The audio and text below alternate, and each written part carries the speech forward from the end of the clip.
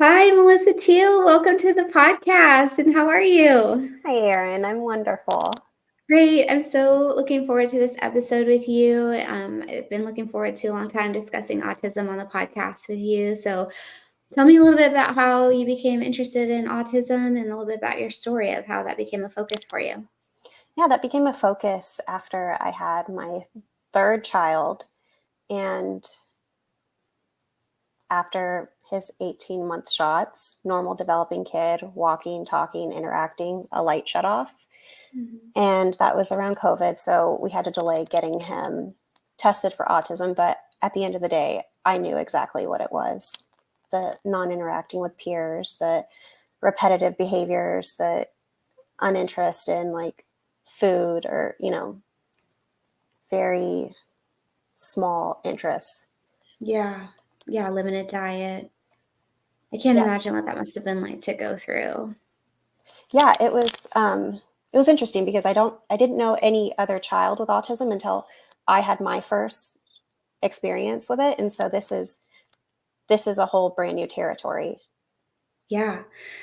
Yeah, and then obviously you've since become an integrative and functional dietitian, and you've been expanding your sort of research and your knowledge in the integrative space around autism. So I'm really excited to talk with you about that today. And maybe to kick it off, you could kind of tell me a little bit about autism in general in terms of I think most people kind of know, oh, it seems like it's getting more common. Like, is that true? And is it really that true that that's happening? And maybe give us a little details about that.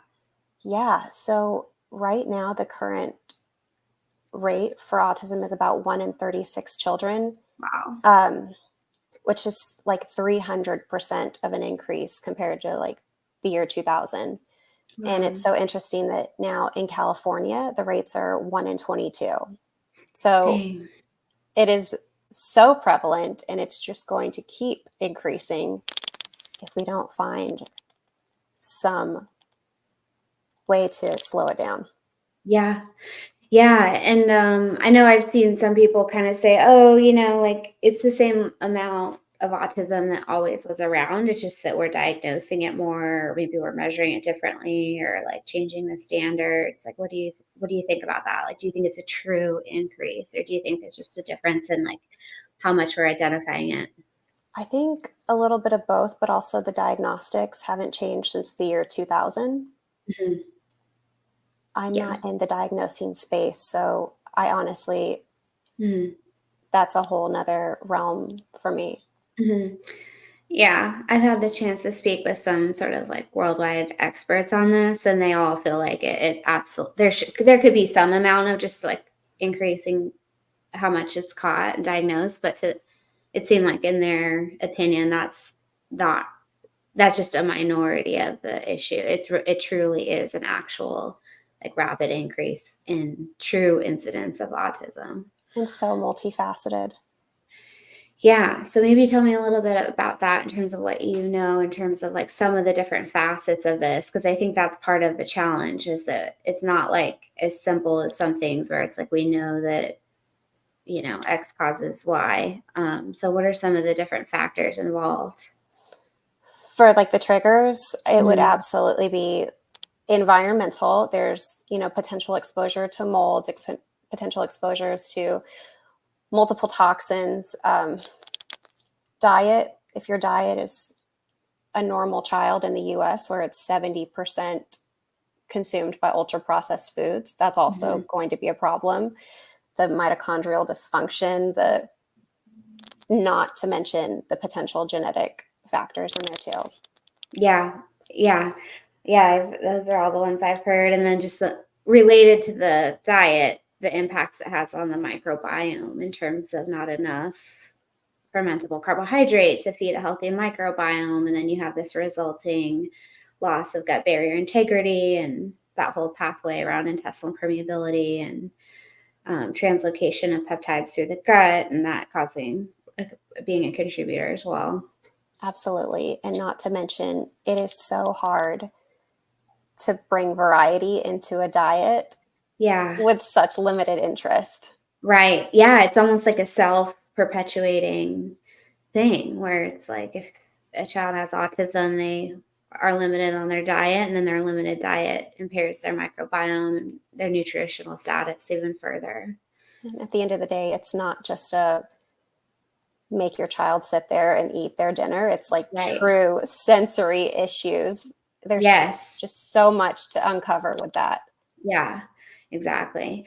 Well, tell me a little bit about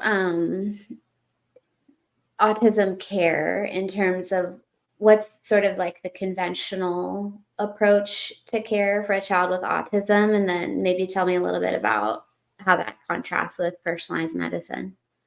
So, depending on how early you notice those symptoms, you might start off with speech therapy. You might start off with occupational therapy in one aspect to it. But at the end of the day, you need a developmental pediatrician or a psychologist to help diagnose. And that process takes about 6 months. It was so interesting when my son got diagnosed and we were in the developmental pediatrician office, and the doctor looked at me and said, "Oh, you need to go vegan." No. Yeah, Oh yeah. my gosh.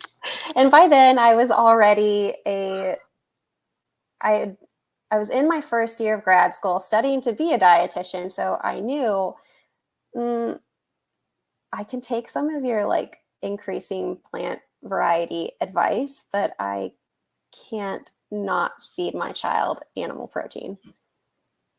Can you imagine if we as dietitians decided we were just going to start like assigning mental health diagnoses to people? I feel like that's what keeps happening in situations like this where everybody seems to think nutrition is in their scope, but it's actually its own career field. No, and going Wow. vegan to anybody is so arbitrary because Wow. to a normal person who hasn't invested $70,000 into a master's degree for nutrition is just going to be like, okay, I'm going to buy all the Impossible chicken nuggets and the God. Fritos, and they're vegan. Oh, that is such a nightmare. Oh my gosh. Yeah. And there's just to be clear, there's no research supporting that recommendation. No, there is research for ABA, so the applied behavioral analysis. So usually the route after diagnosis is long-term ABA, which for my son was wonderful. He had a wonderful support team to help shape the societal cues that he's going to absolutely need going into adulthood. So ABA is like behavioral therapy, right? Yes, so Yeah. they start very young, Mhm. and his therapists were just godsends. Wow. Taught him how to interact and societal cues, and it was amazing. So that is probably the only standard treatment for autism, but again, it doesn't work for everybody. Not every tech is in it 100%. Mhm. It really does depend on like the tech and how interested and the therapist and how willing they are to shape your kid. Mhm. Um, Mhm. Not everybody has that same ABA experience either. It's very, Yeah.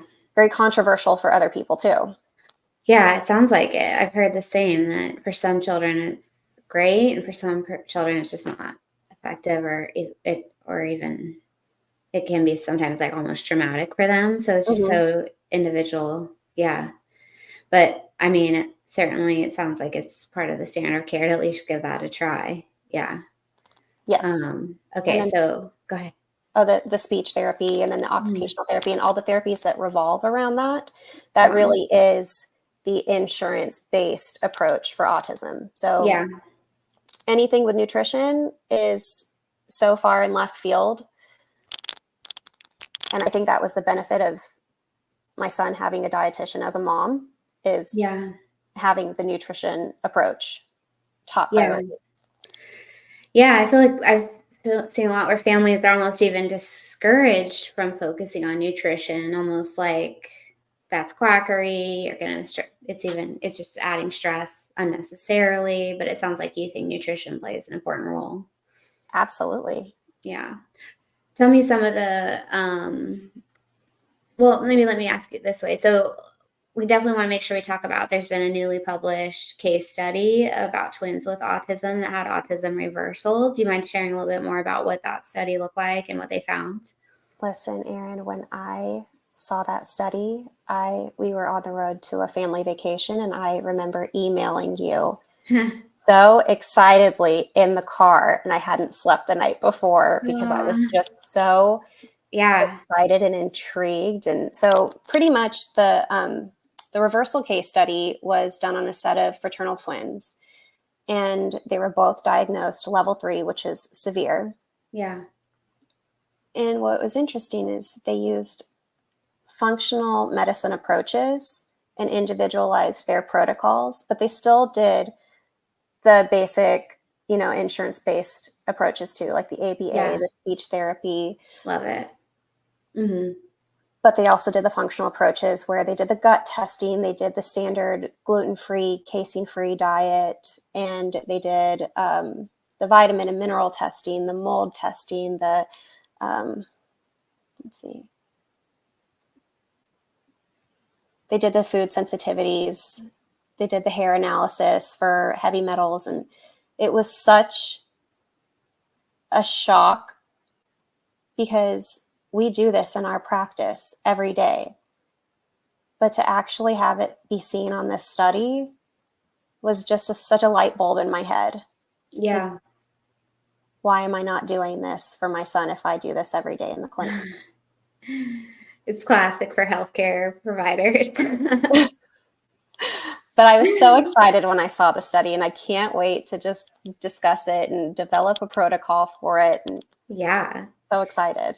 Yeah. Okay. So it sounds like they looked at the gut microbiome, nutritional status, mold, heavy metals, food sensitivities. Did I miss any of them?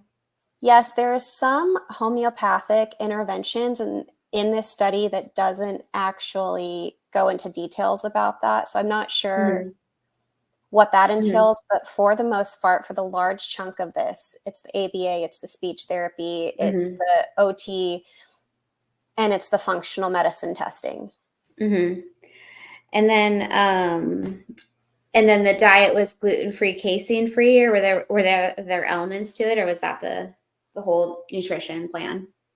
Yeah, so they started out with eliminating glutamate in the children's diet. Mm-hmm.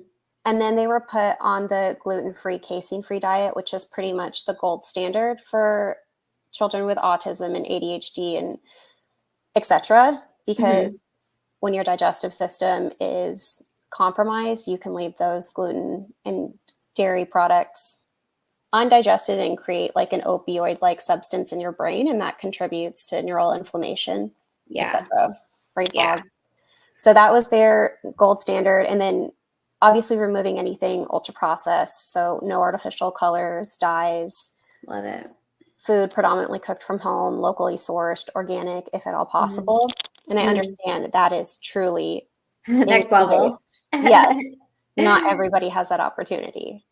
So it sounds like they did like kind of like the fail-safe diet as the classic for this, where you do take out, like you're saying, like it sounds like the dyes, the processed food, Mm-hmm. um, and then the glutamate. Did they do salicylates as well, or just glutamate? Nope, just glutamate. Started Glutamate. with that, and then did the strictly gluten-free, casein-free. Got it. Okay. For people that don't know, do you mind just saying a few like high glutamate foods? I think that's something that's like less well known by people. So I think starting off, it's like the MSG, Yeah. ramen, very ultra processed foods. There's also high glutamate foods are nuts, tomatoes, processed juices. Yeah. And it's funny because in that high glutamate diet is also gluten and dairy. So I Right. think it was easy for them to transition to a gluten-free, dairy-free diet after that. Yeah.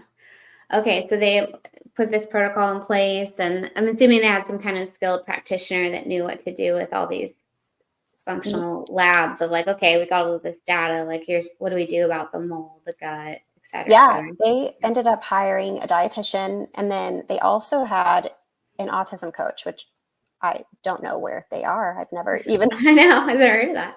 I've never heard of that either. But so I think that autism coach led them to like the functional testing, and they also had a functional medicine provider and Mm-hmm. osteopathic care Mm-hmm. Mm-hmm. embedded in there. Okay, and then what were the results of the case? So one of the twins went from level 3 severe to undetectable. What? The other twin, who was more severe than the previous twin, she went down to mild to moderate. Wow, that's So amazing. even if it is not possible to reverse this, just through environmental factors, you can lessen the diagnosis severely. Yeah.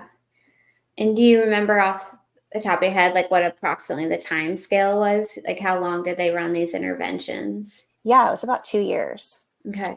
Yeah. I'm sure it was kind of like gradual over time. Mm-hmm. I feel like when I get that many tests on somebody too, it's often going to be like a phased approach where it's like I'm not going to run all the protocols at the same time. It would be too overwhelming. Oh, absolutely. And why would you do that? That's so Yeah. expensive. Yeah. Focus one area at a time Yeah. and then move on. Yeah. Okay. Wow. Amazing. So it sounds like they followed this diet. And I think the question some people might have in their mind when they hear that diet is like, wow, like what is left for these kids to eat? Do you mind kind of like sharing what that might look like in terms of like maybe just a day-to-day diet of like how do you implement a diet like that for a child with autism, and what does their diet look like? I think it all comes down to prepping, Mm, working with an expert who knows how to manage your barriers, but it's mm, all going to come down to prepping.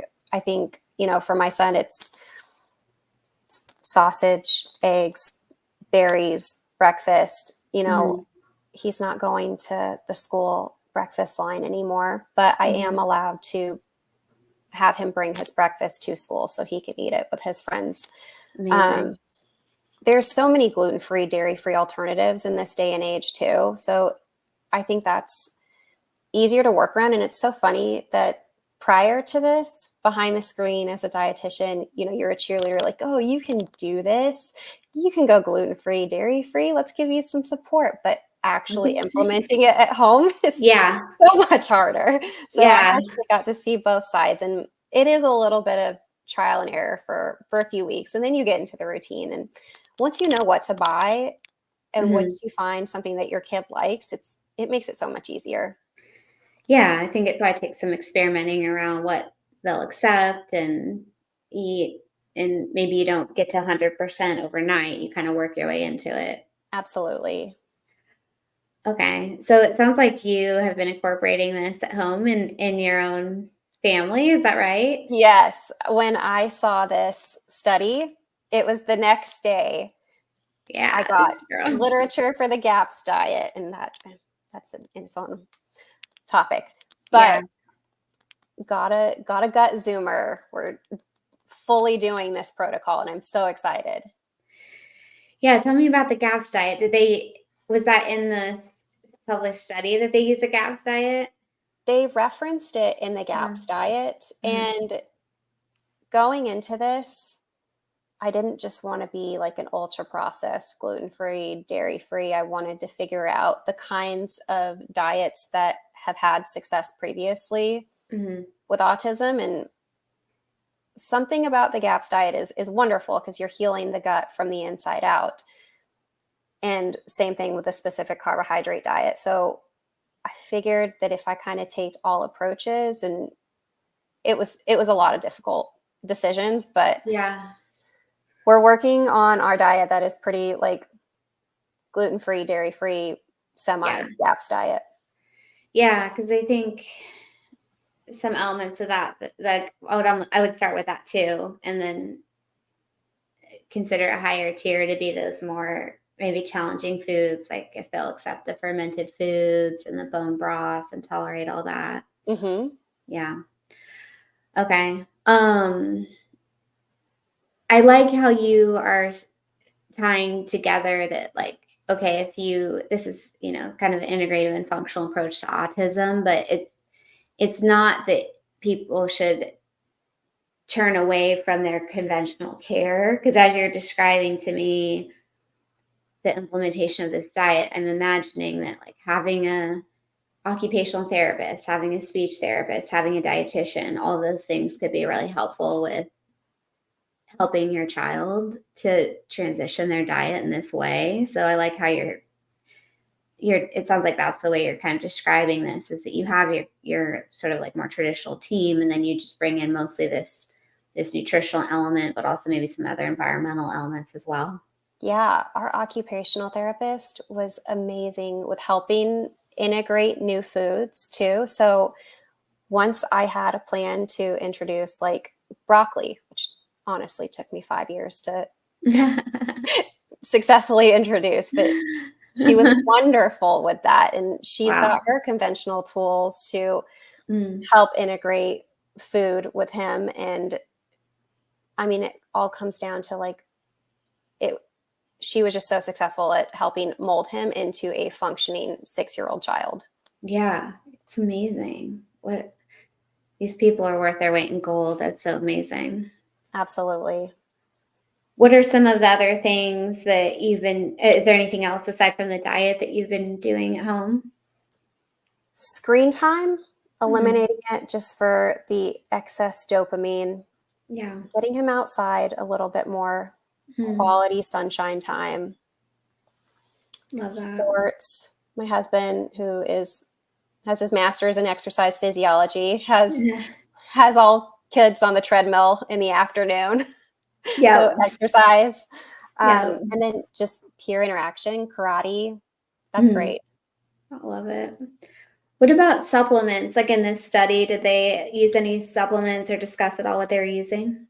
They did, but for them, it was so individualized. So they used the Nutri-Eval and Mhm. went off of like what they were deficient in. But bare minimum, you're going to want to give them an omega-3, make sure their vitamin D status is adequate, and then a really good multivitamin. And then after the gut zoomer or your stool test, good quality probiotics. Yeah. Yeah. On point. I completely agree with that. I mean, it's really shocking in our clinic. The omega-3 levels come back usually, like, almost always it's like 4.5%. It should be 8. I never Um, meet anybody who yeah. has fish consumption bare minimum once a week. So Yeah. I see that too. Yeah. Yeah. And I think, I've had cases where, maybe the child with autism, like the family's not really in a position to get all these tests that usually are a pretty high cost out of pocket. And so that really matches what I'll typically do as like an initial protocol without testing. It's like, let's do a good quality multivitamin, omega-3, vitamin D, probiotic. That's pretty much exactly, I think, what the research has shown, like as you're saying. Love that. It's so needed. And Yeah. it's such a challenge and a barrier to families who literally cannot afford Yeah. to All feed these their family tests. or bare minimum groceries. Like, I don't really Right. know how Yes. you tell Yeah. a family who has a child with autism to eat, organic, Hmm. process free when Right. there might not even be a fridge. I'm so glad you brought this up, because I think that's the challenge with something like this. It's like, wow, these results are incredible, but it is obviously so privileged to be able to afford the tests, all the practitioners, the special supplements, and even just the high quality food and not everybody has all that privilege. So that can be really challenging. That's exactly what it is. It's at the end of the day, it's a privilege to be able to do this. Yeah. Yeah. And I mean, I guess just over the, practicing, I'm sure you too have come to the place of, like, we even take Medicaid. It's like my mindset is always, um, unlike maybe what I feel like this vibe on social media is more like 100% all in, all or nothing. But in clinical practice, what you learn is that um, there's a whole spectrum between like nothing and perfect. And the goal is always just to figure out what steps are realistic to get and to improve, and not to have the standard be that it's like perfect or a fail. You know what I mean? Exactly. Like, even if you are home cooking your meals the Hmm. majority of the week, that's okay. Hmm. That's progress. Exactly. Exactly. Yeah. Yeah. I mean, that's a great example. I mean, we both have 3 boys. So, I mean, when I go to like, we'll visit grandparents and they'll have like all organic food in their household of like 2 adults who have low appetite. So I'm like, well, that's great for you. But feeding to like athletic adults and 3 boys is a different story. We are not going to buy our 4 gallons of milk each week as organic, and that's just going to be the way it is for now. Oh, So, there's a give and a take. Absolutely. totally, totally, exactly. Awesome. Well, tell me, I mean, we already are to segue into this, but what are some other challenges and barriers when it comes to like, someone has a child with autism, they're hearing about this study, they want to start to implement more of this? Like, what are some of the biggest challenges you see other than obviously cost? Support. Yeah. Support with the parents. I mean, not all parents are on board. Not all parents understand the importance of this, of the diet changes. And it's, again, really hard to change a diet in the home unless everybody is on board. Hmm. Practitioners, you might come across a physician who is so conventionally based that the functional medicine seems like such a quack realm for them. And Yeah. so you're going to have it dismissed. Hmm. Um, Really, it's just support, Yeah. financial barriers. I mean, I think those are probably the greatest challenges. And then also, you're also changing everything for this child, and you're going to have pushback with the child too. Yeah. Of course. And the time investment. I mean, I feel like you tell me, but I know it's not easy to come up with all the extra time that it takes to home cook all your food, take your child to all these special appointments. I mean, that's something that I think is a barrier for a lot of families as well. As a parent, I think you would do anything to make your child Yeah. feel better so it doesn't seem like this in the mix, but probably in like 10 years when I look back, I'm going to wonder how You did we did all of it. this. Yeah. Same. Yeah, people probably say it to you, like, "How are you doing all this?" You're like, I don't have time to think about how, I just kind of doing it." Right. Yeah. Yeah, and I like how you highlighted how there can be this sort of friction between, like, like, for the patient, I've seen that a lot where they feel kind of torn because they'll have, like, maybe a conventional provider that they should have that's great, that they trust, but then unfortunately, sometimes that practitioner is closed-minded and they'll discredit any, like, thing that they perceive as, the wild west of quackery, which could even Right. be, I mean, I've seen it be as simple as like a probiotic. Like they'll like criticize the practitioner, they'll discredit the whole thing, and that can cause a lot of confusion for the patient. Exactly. I've seen that too. But then I don't know about how you feel, but I think there's also some like risk in terms of like there are actual quack people that prey on families with autism. Right. So It's such a there is a risk. spectrum. There's such a spectrum. And I think Yeah. we see that in functional medicine too. There's the way, way quacky side, and Yeah. then there is, the happy Yeah. medium. Yeah. Yeah. I think that's, why I like to keep nutrition as the central part of the way we do functional medicine, because it's not even really, it's not anything weird or extreme. It's just acknowledging that nutrition should be more central to healthcare, and autism is no exception to that. I feel like it's hard to argue that, and and food is so powerful. I think you and I could write an entire dissertation and change US policies with our Yes. passion, but until Until then. Until then, yes. Well, tell me, maybe just kind of some last words for, I mean, say somebody's listening that is a family with autism and they're really fascinated by this study and they're interested to learn more and maybe implement something in their own home. What would you recommend that they do as next steps? definitely get a dietitian, get nutrition optimized if you can. You know, with most insurance companies, your dietitian is free. You can get a peace of mind in like an hour appointment, optimizing diet, starting there, Mhm. Yeah, continuing to do like the traditional steps of, you know, the earlier you get diagnosed, the greater opportunity you have for therapies and interventions. Utilize all of that because it's all helpful. yeah. Yeah, and with finding a dietitian, any suggestions for I mean, obviously, people have access to our clinic. They can get it covered by insurance, and, you especially have an expertise in this, but if people don't have access to our clinic, do you have any ideas of, like, where they can find a dietitian who's more autism aware and trained? There is a great dietitian on Instagram. She's Britton Coleman, the autism dietitian. She is a wonderful resource to just start integrating quality food into your kid's diet. She also Mhm. stands by the gluten-free, dairy-free, traditional diet. She's a wonderful resource. She also has a great podcast.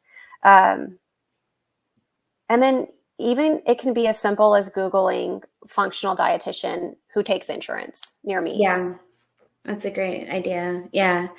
Exactly. Yeah, and I like one thing that I think is important about getting with a practitioner who's a licensed professional is they're going to be able to identify the they're going to be able to balance out the risks here of over restriction. I think if you kind of just try to self treat and go online, you're going to always find what to take out, what to eliminate, what to avoid, what to restrict. But I think what often gets missed is the nutritional risk of like inadequacy if it's not successful, or the other risk is that you continue on with something that's not helping just because you read about it online. And Right. um, I think as professionals, that's for me become even more of my focus than what to cut out because we usually get people that have already cut a lot out. They've already got that part down. What they need is adequate nutritional status and to be able to figure out what eliminations are actually doing something for them versus not. And that's I think harder to do on your own. But I don't know what you think. It takes the overwhelming part out a little bit when you are Hmm. researching it, you know, Mm, in the middle of the night because your child is just recently diagnosed and yeah. you're confused about what to feed your child. And it just takes the overwhelming part out if you see somebody who specializes in this. Yeah. Love it. Well, this is amazing, Melissa, and I hope it's exciting for people listening that have an interest in this topic. I find these case studies to be incredible, and I like how they individualize the plan because that's really the essence of personalized medicine is to individualize it based off the data we have. So, thanks for sharing about this and also sharing your personal experience. Thank you so much. Of course. All right. Well, guys, if you want to get in touch with Melissa, just email us here at the podcast. You'll see the details in the show notes, and we can pass on messages and questions to her. And if you are interested in getting help through our clinic, you're welcome to check us out. You can find our link in the show notes. It's thrive-clinics.com.